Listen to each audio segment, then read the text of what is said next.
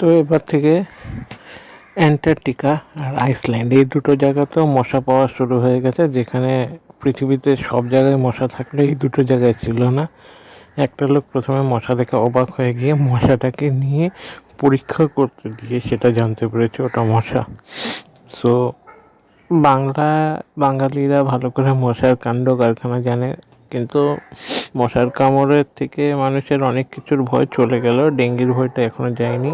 আগে যেরকম মশার শিফট ছিল, সকালে ডেঙ্গির মশা আসে, বিকেলে আসে না, কিন্তু এখন ডেঙ্গুর মশারা সব শিফটই কভার করছে মোটামুটি, টেনশন নেই। আগে এমন এমন জায়গায় বসতো মশাকে মারলে মশা মরে যেত, কিন্তু এখন ওরাও পুরনো নিজের অতীতের ভুল থেকে অনেক শিক্ষা নিয়ে বহুত উন্নতমান হয়ে গেছে। কুনির ফাঁকে এমন জায়গায় এসে কামড় দেবে, মশাকে মারলে নিজের হাতে লাগবে, মশা মরবে না। ওরা সমস্ত রকমের শিফট পুরো করছে, কাজকর্ম পুরো করছে। এবার সোজা কথা, তোমরা যদি ভাই বড়লোক হতে চাও, অ্যান্টার্কটিকা বা আইসল্যান্ডে চলে যাও, অনেকগুলো মশারি কিনে নিয়ে চলে যাও, কারণ ওদের ফুল লাইফে মশা কামড়ায়নি, ওদের দেশে মশা ছিল না। সো মশারি কি ওরা জানবে না। ওখানে যাও, গিয়ে মশারি বিক্রি করো। ওখানে দেখবে বহুত হাই ফাই দামে ওরা এগুলো কিনে নিচ্ছে।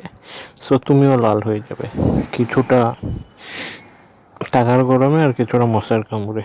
টেনশন নেই, মশা ভাগাও, আইসল্যান্ড বাঁচাও।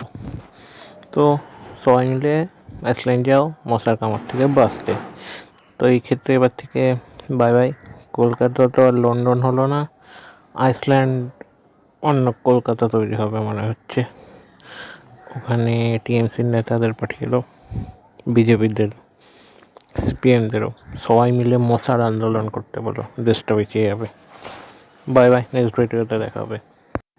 আচ্ছা, ভিডিওটা একটা পুনশ্চ দিয়ে দিচ্ছি, এটা একটা কমেডি ভিডিও ছিল, ওকে? কেউ সিরিয়াসলি নেবেন না, মানে কোনো পার্টি পলিটিক্স ওয়ালা অরিজিনালি আমি স্যাটার মারিনি, just a joke, just a joke. Bye by.